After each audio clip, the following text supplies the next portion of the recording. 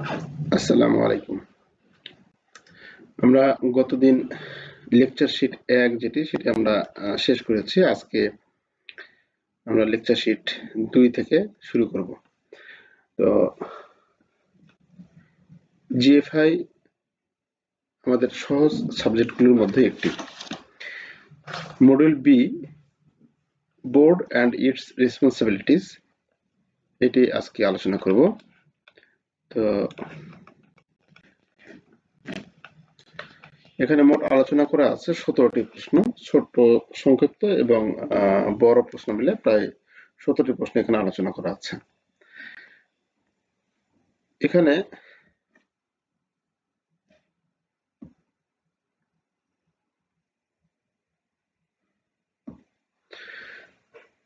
আমরা ১ নম্বর থেকে শুরু করব।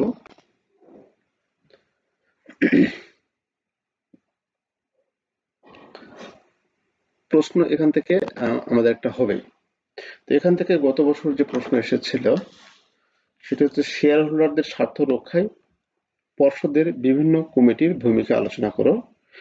পর্ষদের কর্মদক্ষতা মূল্যায়নে মাপকাঠি হিসেবে কেবল আর্থিক তথ্য উপাত্ত যথেষ্ট কি?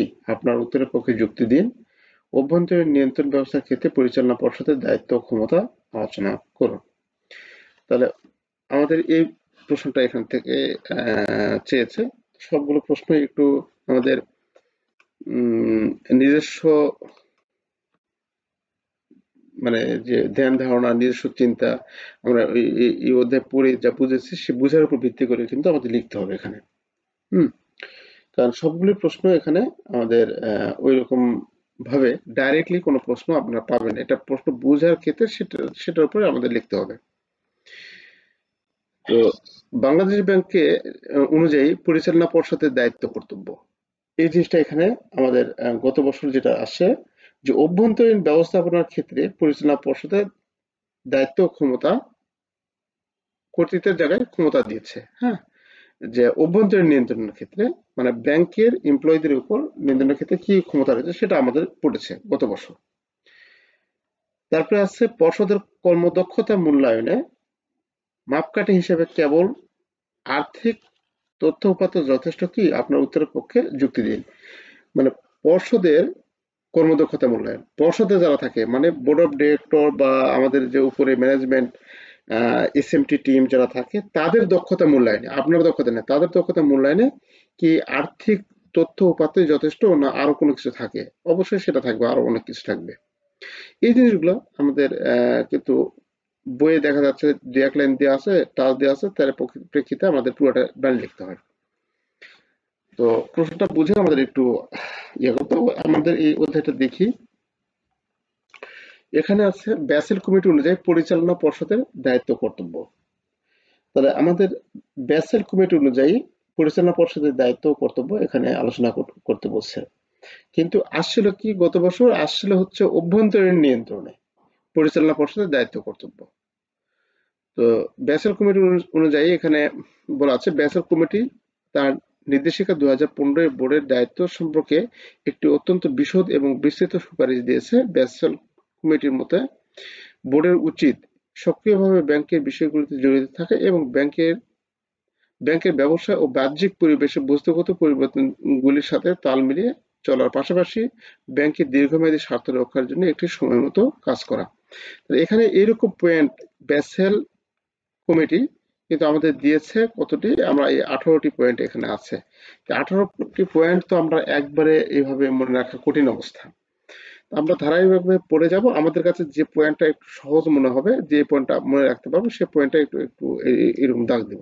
হ্যাঁ, যে আবার ধারাবাহিকভাবে লিখলে ভালো, যেহেতু লেখা কঠিন বা লিখতে পারছি না সেহেতু আমরা এভাবে লিখবো না। আমরা যে পয়েন্টগুলো এটা মনে থাকবে সে পয়েন্টগুলো আমরা লিখবো। হুম, এটা অনেক পয়েন্ট এখানে দেওয়া আছে, সবগুলো পয়েন্ট এখানে না আলোচনা করি। তাহলে আমাদের পরিচালনা পর্ষদের দায়িত্ব ও কর্তৃত্ব এখানে তুলে ধরা আছে। এগুলো আমরা একটু ভালো মতো দেখবো। তো কিছু পড়ার সিস্টেম আছে, যে পড়ার সিস্টেমগুলো আপনাকে অবশ্যই বুঝতে হবে। যেমন এটা ক্ষমতা, এটা মার্ক হচ্ছিল কত মার্ক? এটা হচ্ছে 5 মার্কে আসছিল দায়িত্ব ক্ষমতা। এবং 5 মার্কের জন্য এত এত বড় লিখবেন সময় তো চলে যাবে। 18টা পয়েন্টের লেখা 5 মার্কের জন্য আপনার গুরুত্বপূর্ণ এখানে থেকে গুরুত্বপূর্ণ যে 5টি বা 7টি পয়েন্ট, সর্বোচ্চ 7টি পয়েন্ট আপনাকে আউট করতে হবে, পরীক্ষার খাতায় লিখতে হবে। তো 7টি পয়েন্ট এটার মধ্যে কোনটা কোনটা গুরুত্বপূর্ণ বা আপনার মনে রাখার মতো সেই 7টা পয়েন্ট আপনি এইভাবে দাগ দিবেন। আচ্ছা, আমরা এটা এত দূর পুরোটা পড়লাম না। এরপর ওখানে যেটা দেওয়া আছে ঠিক এখানে আমাদের বাংলাদেশ ব্যাংক অনুযায়ী পরিচালনা পর্ষদের দায়িত্ব ও কর্তব্য। বাংলাদেশ ব্যাংক অনুযায়ী, তো বাংলাদেশ ব্যাংক অনুযায়ী আমাদের পরিচালনা পর্ষদের দায়িত্ব ও কর্তব্য কি কি থাকতে পারে? কর্মপরিকল্পনা।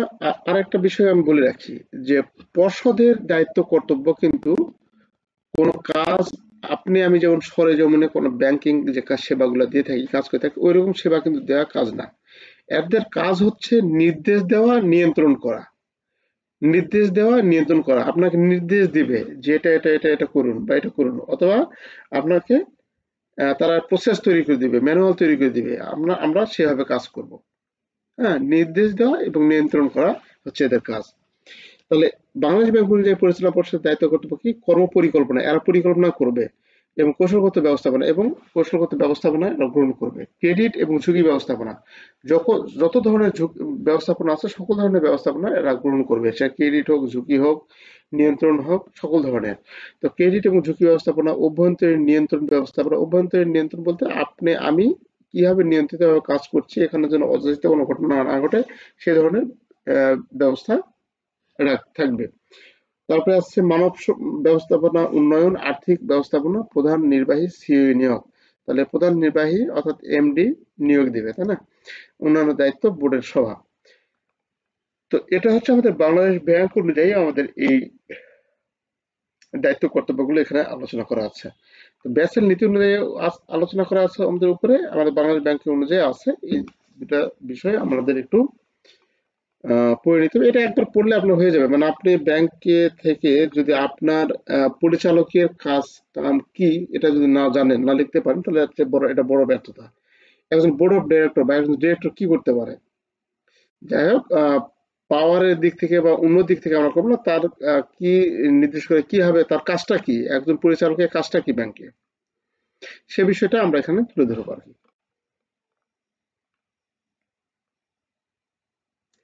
Responsibilities of chairman of the board of director. তো board of director board of ডিরেক্টরে বা পরিচালনা পর্ষদে চেয়ারম্যানের দায়িত্ব। তার চেয়ারম্যানের দায়িত্ব কি?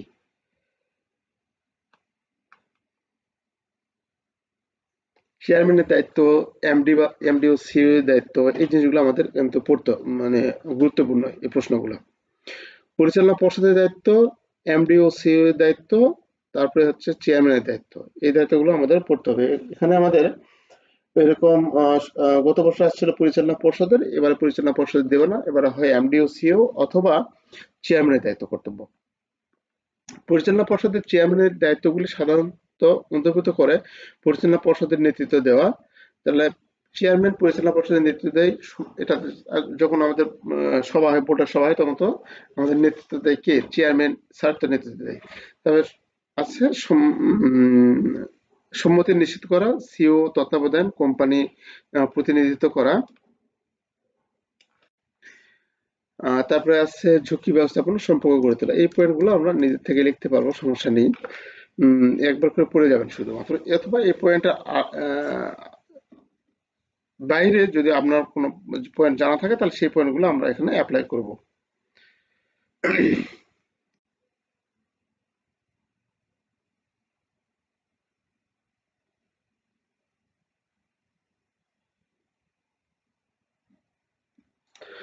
আচ্ছা, তারপরে আমাদের আছে independent member of the board, স্বতন্ত্র মেম্বার, বোর্ডের স্বতন্ত্র মেম্বার। তাহলে এই বোর্ডের স্বতন্ত্র সদস্য বা স্বতন্ত্র মেম্বার এটি আমাদের অনেক গুরুত্বপূর্ণ।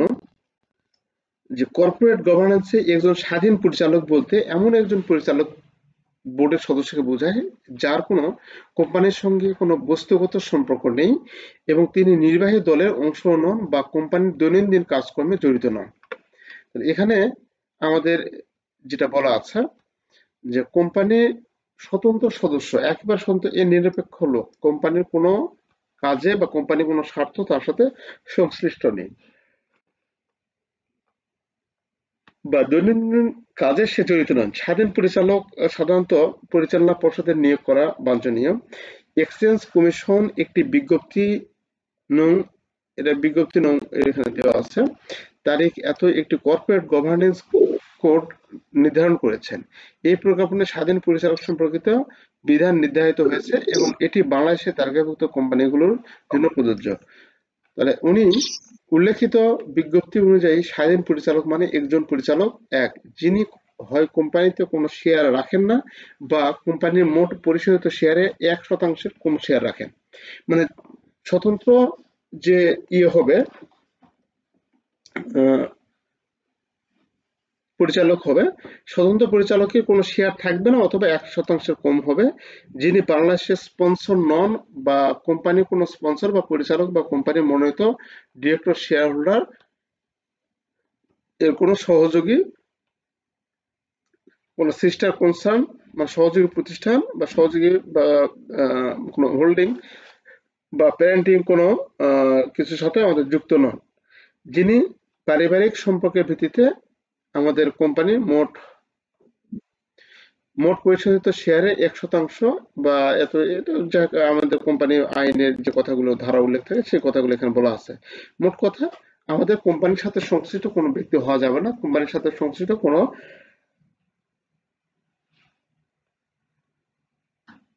অংশগ্রহণ থাকা যাবে না।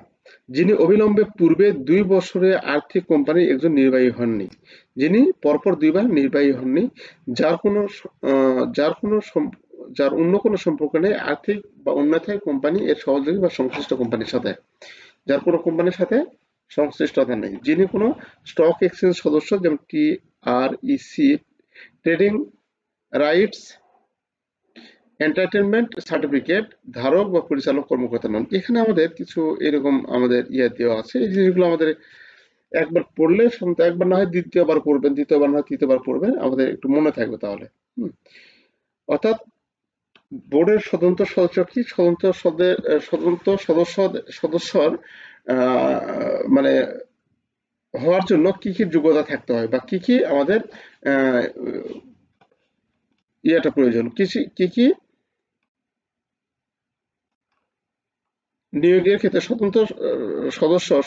বোর্ডের স্বতন্ত্র সদস্য নিয়োগের ক্ষেত্রে নিয়মাবলী কি। হ্যাঁ, তখন আমাদের এই নিয়মাবলী আমাদের হতে হবে। এই নিয়মাবলীর মধ্যে যদি আমাদের ক্রাইটেরিয়ার মধ্যে যদি থাকে তাহলে আমাদের স্বাধীন স্বতন্ত্র সদস্য গঠন হবে। তারপরে আছে বোর্ড অফ কমিটি, এই অধ্যায়গুলো ছোট ছোট আমাদের এখানে দেওয়া আছে। বোর্ড কমিটি,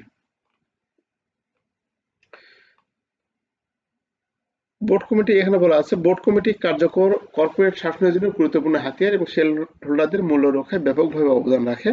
সর্বোত্তম ক্রিয়াকলাপ নিশ্চিত করার জন্য কর্পোরেট কার্যকলাপের বিভিন্ন দিক ঘনিষ্ঠভাবে পর্যবেক্ষণ করতে পারে এমন একটি কমিটি গঠন করা অপরিহার্য। বাংলাদেশ ব্যাংক কর্তৃক জারি করা ব্যাংকগুলির জন্য প্রুডেন্সিয়াল রেগুলেশন 2014 অনুসারে ব্যাংকগুলির জন্য নির্বাহী কমিটি, অডিট কমিটি এবং ঝুঁকি ব্যবস্থাপনা কমিটি নামে 3টি কমিটি গঠন করা বাধ্যতামূলক। আচ্ছা, তাহলে এখানে আমাদের 2014 নির্বাহী কমিটি, অডিট কমিটি এবং ঝুঁকি ব্যবস্থাপনা কমিটি নামে 3টি কমিটি গঠন করা বাধ্যতামূলক। এই কমিটিগুলো ব্যাংক ব্যবস্থাপনায় কর্পোরেট গভর্নেন্সের সর্বোত্তম অনুশীলনকে সমন্বিত রাখতে গুরুত্বপূর্ণ ভূমিকা পালন করে। তাহলে এখানে আমাদের বোর্ড কমিটির ক্ষেত্রে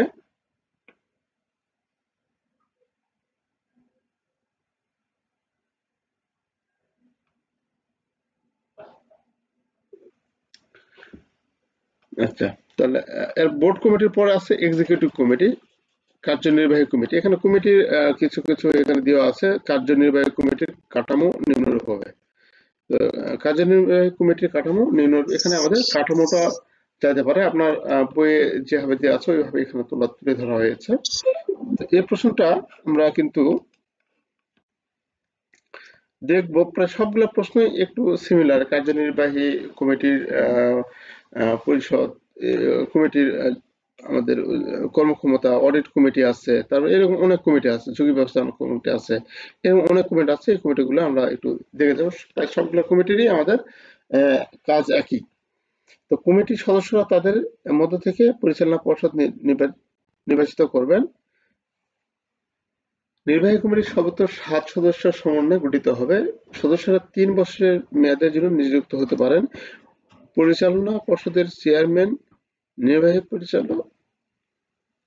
নির্বাহী কমিটির চেয়ারম্যান হিসেবে দায়িত্ব পালন করতে পারেন।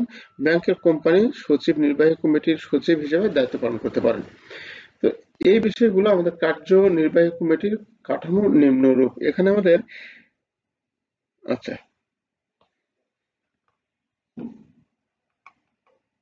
এটা এই সাবজেক্ট বা এই অধ্যায়টা অত বেশি আমাদের জটিল না বা পড়ার মতো এরকম কিছু নাই। অডিট কমিটির কাজ কি? এই কাজটা দেবো। অডিট কমিটি তো আমরা জানি যে আমাদের অডিট কমিটি হলো ব্যাংকের উদ্দেশ্য, কৌশল ও সামগ্রিক ব্যবসায়িক পরিকল্পনা তত্ত্বাবধানে বোর্ডকে সহায়তা করার জন্য দেয়। আচ্ছা, আমরা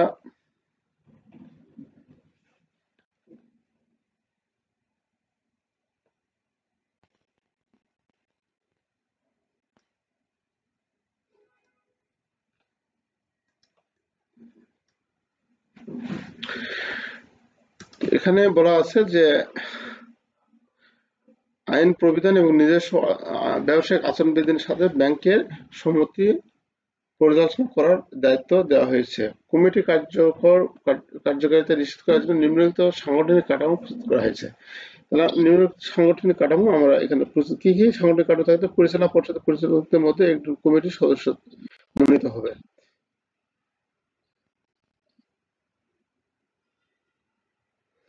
অডিট কমিটি কমপক্ষে 2 জন স্বতন্ত্র পরিচালক সর্বোচ্চ 5 জনের সমন্বয়ে গঠিত হবে। তাহলে অডিট কমিটি যেটা হবে সেটা 2 জনের স্বতন্ত্র পরিচালক সহ। স্বতন্ত্র পরিচালক কি থাকবে? এর আগে আমরা স্বতন্ত্র পরিচালকের যে হিসাব নিকাশটা দেখলাম যে ব্যাংকের সাথে তার কোনো সম্পর্ক থাকা যাবে না। যদি শেয়ার থাকে সেটা হচ্ছে 1% এর কম শেয়ার থাকবে। এমন ব্যক্তিকে আমরা স্বতন্ত্র পরিচালক হিসেবে আমরা নিব।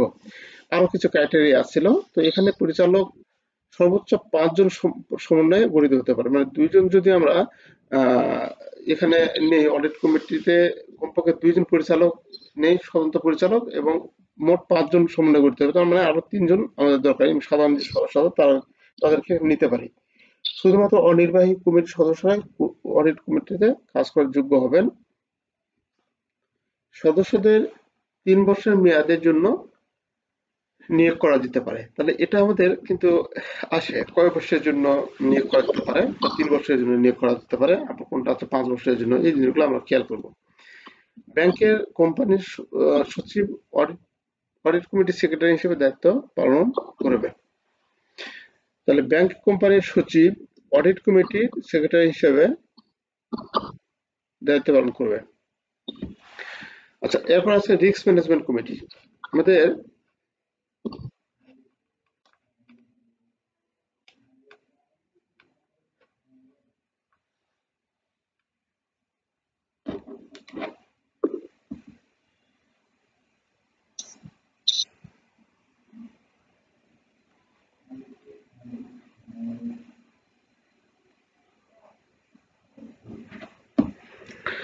আচ্ছা, তো রিস্ক ম্যানেজমেন্ট কমিটি, তো রিস্ক ম্যানেজমেন্ট মানে ঝুঁকি ব্যবস্থাপনা কমিটি। আমাদের যাদের সেকেন্ড পার্টে ঝুঁকি ব্যবস্থাপনা আছে তারা সহজে বুঝবেন ঝুঁকি ব্যবস্থাপনা কমিটি কি।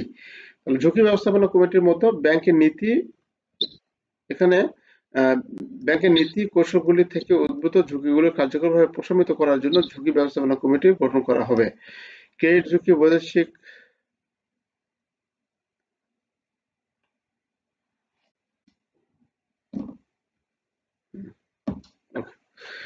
ব্যাংকের নীতি ও কৌশলগুলি থেকে উদ্ভূত ঝুঁকিগুলি কার্যকরভাবে প্রশমিত করার জন্য ঝুঁকি ব্যবস্থাপনা কমিটি গঠন করা হয়। তাহলে আমরা ঝুঁকি ব্যবস্থাপনা কমিটি RMFI এই সাবজেক্টে আমরা দেখেছি।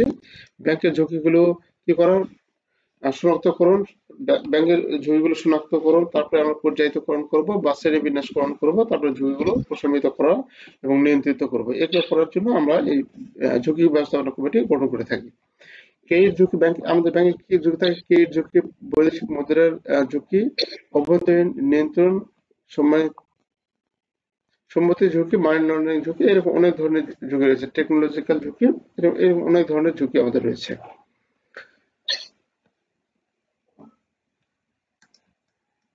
এই ঝুঁকিগুলো আমরা কি করব, চিহ্নিত এবং মূল্যায়ন করার পর ঝুঁকি ব্যবস্থাপনা কমিটি যাচাই করবে যে যে ঝুঁকিগুলো ব্যবস্থাপনা গ্রহণ করবে এবং ঝুঁকির তীব্রতা যেগুলো বেশি এবং ঝুঁকি যেগুলো হচ্ছে আমাদের কাছে বেশি ক্ষতির সম্ভাবনা কারণ হয়ে দাঁড়াবে, সেই ঝুঁকিগুলো আমরা এখানে চিহ্নিত করব বা দাগান্বিত করব। আচ্ছা, এই কাজগুলো করার জন্য আমাদের ঝুঁকি ব্যবস্থাপনা কমিটি আমাদের গঠন করতে হয়। ঝুঁকি ব্যবস্থাপনা কমিটির কাঠামো নিম্নরূপ: কমিটির সদস্যদের নিজেদের মধ্য থেকে পরিচালনা পরিষদ মনোনীত হবে। ঝুঁকি ব্যবস্থাপনা কমিটি সর্বোচ্চ 5 জন সদস্য নিয়ে গঠিত হবে। তাহলে এখানে আমরা এটাও কিন্তু পারলাম না। তাহলে ঝুঁকি ব্যবস্থাপনা কমিটি সর্বোচ্চ কতজন সদস্য নিয়ে গঠিত হবে? 5 জন। সদস্যদের 3 বছরের মেয়াদের জন্য নিযুক্ত করা যেতে পারে। কয় বছরের জন্য? 3 বছরের জন্য। ব্যাংকের ব্যাংক কোম্পানির সচিব ঝুঁকি ব্যবস্থাপনা কমিটির সেক্রেটারি হিসেবে কাজ করবেন। এরকম আমরা আরেকটা দেখলাম। তো এইভাবে পয়েন্টগুলো আমরা লেখার চেষ্টা করবো। আপনার যেটা মনে থাকে এই মৌলিক যে বিষয়গুলো, সেই মৌলিক বিষয়গুলো একটু, যেমন এখানে 5 জন সদস্য বলা আছে, এখানে আছে 3 বছরের কথা, হ্যাঁ। আচ্ছা, এই মৌলিক বিষয়গুলো আমাদের একটু জানতে হবে। তো আপনি এই ঝুঁকি ব্যবস্থাপনা কমিটি বানিয়ে বুনিয়ে লিখতে পারবেন, কিন্তু এই যে এইখানে 5 জন এবং 3 বছরের জন্য এই কথাটা যখন আপনি ফুটিয়ে তুলবেন আপনি লেখার মাঝে, তখন আপনাকে ওই দেখা যাবে যে না, আপনি কিছু দেখবেন না। আপনি তখন 5 এর মধ্যে 6 দেখা যাচ্ছে যদি আমাদের 7 মার্ক থাকে তাহলে আপনি 6 পাবেন, বা 8 থাকলে 1 মার্ক কাটতে পারে, এরকম। স্ট্র্যাটেজিক অবজেক্টিভ, কালকে কিন্তু এই বিষয় নিয়ে আলোচনা করা ছিল আমাদের, তাই না?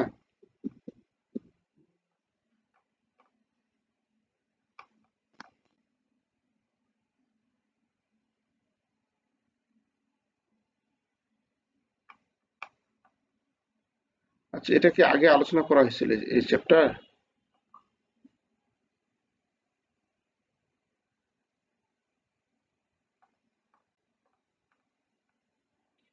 না, করা হয় নাই, আজকে ফার্স্ট। আচ্ছা, ফার্স্ট না? আচ্ছা আচ্ছা, এই একই রকমই আহ, দেখতেছে, অন্য অন্য আছে এরকম কৌশলগত, আচ্ছা কৌশলগত পরিকল্পনা দেখেছিলাম, সরি, কৌশলগত পরিকল্পনা দেখেছিলাম, ওটা হচ্ছে মানে রিস্ক ম্যানেজমেন্টে মেবি সেম প্যাটার্ন। আচ্ছা আচ্ছা, তাহলে কৌশলগত উদ্দেশ্য আপনাদের, যখন কৌশলগত এরকম কথা বলা থাকবে কৌশলগত, তখনই বুঝবেন যে সেটা হচ্ছে আমাদের একটা দীর্ঘমেয়াদী একটা প্রসেস, দীর্ঘমেয়াদী একটা প্রসেস বা উদ্দেশ্য অর্জনের জন্য কোনো কাজ করা। তাহলে কৌশলগত উদ্দেশ্য হলো অতিমাত্রায় লক্ষ্য, যা একটি ব্যাংকিং কোম্পানিকে তার লক্ষ্য পূরণের দিকে পরিচালিত করে। এই উদ্দেশ্যগুলি সাধারণত পারফরমেন্সের লক্ষ্যগুলিকে কেন্দ্র করে, যেমন নতুন পণ্য লঞ্চ করা, লাভ বাড়ানো বা বাজার শেয়ার প্রসারিত করা, এগুলি।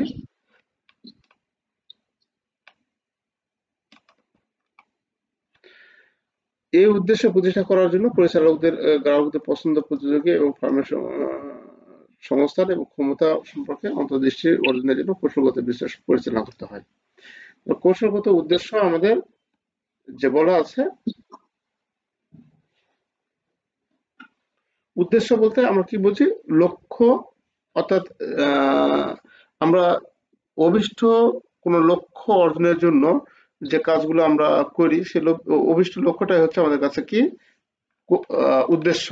তাহলে এখানে কৌশলগত উদ্দেশ্যটা হচ্ছে কি, যে আমরা যখন বিভিন্ন কৌশল বা বিভিন্ন একটা নির্দিষ্ট মেয়াদে যখন আমরা কোনো উদ্দেশ্য অর্জন করতে চাই, যেমন ধরুন আমরা আজ থেকে 2 বছর পর বা আজ থেকে 5 বছর পর একটা নির্দিষ্ট পিরিয়ড পর আমরা আমাদের ডিপোজিট টার্গেট 1000 crore উন্নীত করব, অথবা আমাদের গ্রাহক সংখ্যা 5000 আমরা দেখতে চাই, 5000 অ্যাকাউন্ট দেখতে চাই।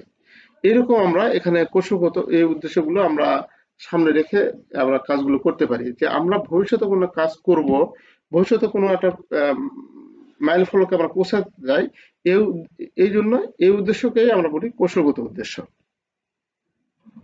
বাণিজ্যিক ব্যাংকগুলির জন্য প্রাথমিক উদ্দেশ্য, কৌশলগত উদ্দেশ্য হলো ঝুঁকি পরিচালনা করা, সময় বিভিন্ন সংস্থা বা ব্যক্তিদের সেবা প্রদান, একটি কার্যকর অভ্যন্তরীণ নিয়ন্ত্রণ ব্যবস্থা বজায় রাখা এবং বাজারের অবস্থার প্রতিক্রিয়ায় রক্ষণশীল হওয়া। আচ্ছা, এটা অনেক কিছু আছে, দেওয়ার দরকার নেই। আমরা সর্বশেষে যদি আমরা দেখি যে উদ্দেশ্যগুলি হলো পরিমাপযোগ্য ক্রিয়া, কৌশলগুলি হলো নির্দিষ্ট কৌশল বা পদ্ধতির রূপরেখা দেয় যা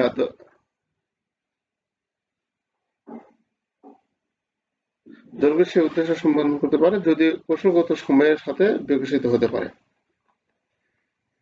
উদাহরণ, এখানে কৌশলগত উদ্দেশ্য উদাহরণ দিয়ে আছে। যদি একটি ব্যাংক গ্রাহক ধরে রাখার জন্য 40% বৃদ্ধি করে, লক্ষ্য লক্ষ্য 40% বৃদ্ধি করে, তাহলে তারা স্মার্ট লক্ষ্য স্থাপন করতে পারে, যেমন গ্রাহক পরিষেবা প্রতিক্রিয়ার সময় উন্নত করা, ক্রস সেলিং এর সুযোগ বৃদ্ধি করা এবং লক্ষ্যযুক্ত বিপণন প্রচারীকরণ বাস্তবায়ন করা।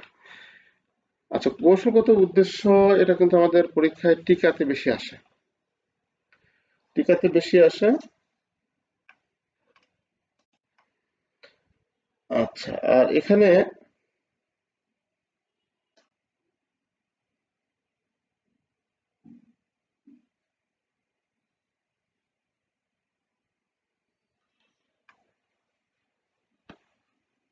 সাংগঠনিক সংস্কৃতি,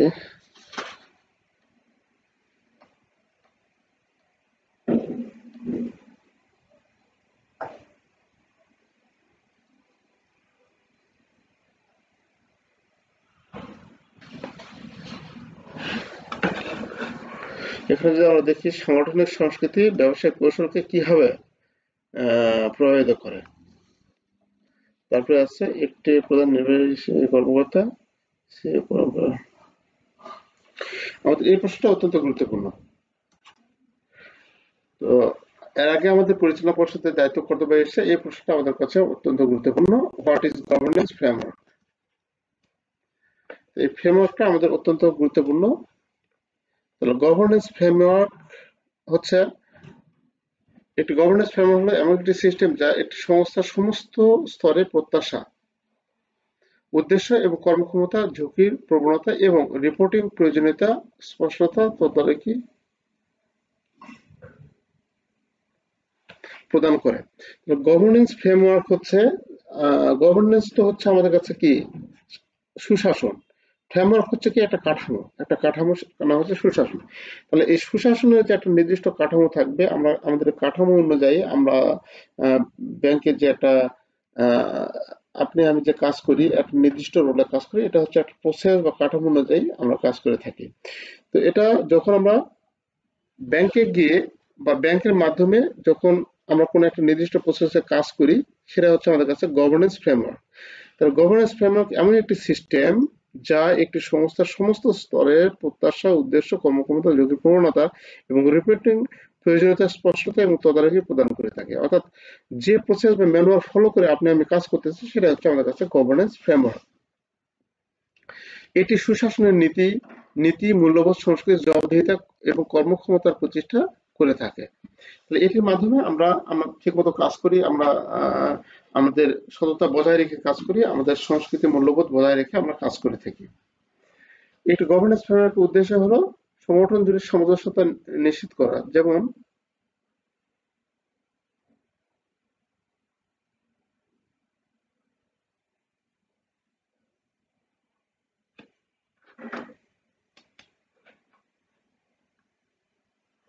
না না হুম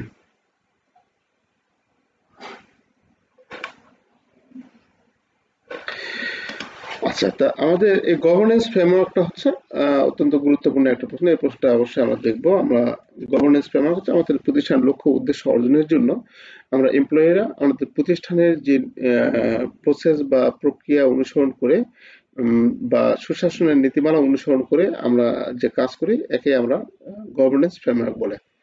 তো এই গভর্নেন্স ফ্রেমওয়ার্ক এর উপর নির্ভর করে প্রতিষ্ঠানটি তার কিভাবে চলবে। যদি গভর্নেন্স ফ্রেমওয়ার্ক ভালো মতো আমাদের স্ট্রিক্টলি ফলো হয়, তাহলে আমরা কাজকর্ম বা ব্যাংকের লক্ষ্য উদ্দেশ্য সহজে অর্জন সম্ভব। How to make a strong governance framework, অনেক গুরুত্বপূর্ণ প্রশ্ন মধ্যে এটি একটি। কিভাবে একটি শক্তিশালী গভর্নেন্স ফ্রেমওয়ার্ক পাওয়া যায়? স্পষ্ট ভূমিকা, দায়িত্ব। গভর্নেন্স ফ্রেমওয়ার্ক বা প্রসেস বা মূল্যায়ন বা বইয়ের মধ্যে ধরুন এটা 100 পাতার একটা বই, তো এই 100 পাতার ম্যানুয়ালের মধ্যে আমাদের স্পষ্ট ভূমিকা থাকতে হবে এবং দায়িত্ব থাকতে হবে, দায়িত্ব এবং ভূমিকাটা স্পষ্ট থাকতে হবে। শক্তিশালী ঝুঁকি ব্যবস্থাপনা ইউনিট আমাদের থাকতে হবে, আমাদের যে প্রসেস থাকবে সেখানে আমাদের ঝুঁকি ব্যবস্থাপনা ইউনিটটা প্রত্যেকটা ব্যাংকে থাকে, তো সেখানে আমাদের শক্তিশালী থাকতে হবে এবং দুর্বল হলে হবে না, কারণ ঝুঁকি ব্যবস্থাপনা ইউনিট যদি দুর্বল হয় তাহলে সে ব্যাংক বেশি দিন টিকতে পারবে না। কার্যকর অভ্যন্তরীণ নিয়ন্ত্রণ, স্বাধীন অভ্যন্তরীণ নিরীক্ষাটা স্বাধীন হতে হবে। অডিট অডিট আসে, দেখা যাচ্ছে যে আমাদের বোর্ড অফ ডিরেক্টরের হচ্ছে ভাস্তা চাকরি করে আমার ব্রাঞ্চে, তার ভয়ে অডিট মনে করেন যে অবস্থা খারাপ, কারণ কি পরিচালকের ভাস্তা আমার ব্রাঞ্চে আছে, এখানে যদি কাজ কামের ভুল ধরি বা ব্রাঞ্চে যদি কাজ কামের ভুল ধরি আমার অবস্থা খারাপ হবে, এ ভয়ে অনেকে দেখা যাচ্ছে ছাড় দিয়ে চলে। এখানে এরকম ব্যবস্থা করা যাবে না, এখানে আমাদের অডিট অফিসার যারা আসবে তারা স্বাধীনভাবে আসবে।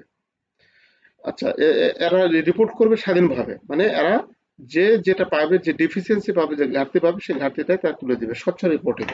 রিপোর্টিং করবে স্বচ্ছ, তারা একেবারে 100% স্বচ্ছ রিপোর্টিং করবে। আচ্ছা, বোর্ডের তত্ত্বাবধায়ন, নৈতিক সংস্কৃতি, নিয়ন্ত্রণ জড়িত ক্রমাগত উন্নতি, এই পয়েন্টগুলোর মধ্যে আমরা 5টি পয়েন্ট দেওয়ার চেষ্টা করবো, যে পয়েন্টগুলো আমাদের কাছে সহজ লাগবে। আচ্ছা, আমরা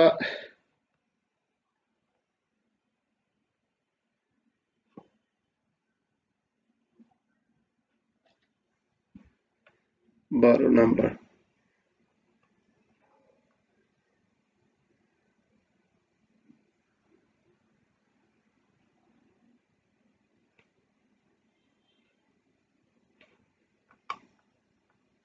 আচ্ছা, এখান থেকে 12 নম্বর শুরু করবো, 9:30 বেজে গেছে, আমি সেকেন্ড পার্টের ক্লাসটা ধরবো। এই চ্যাপ্টার মোটামুটি সে বেশি বড় না, অল্প কয়টা চ্যাপ্টার, 6টা চ্যাপ্টার মেবি, চ্যাপ্টারগুলো ছোট ছোট আছে, অতি সহজে এটা শেষ করতে পারবো।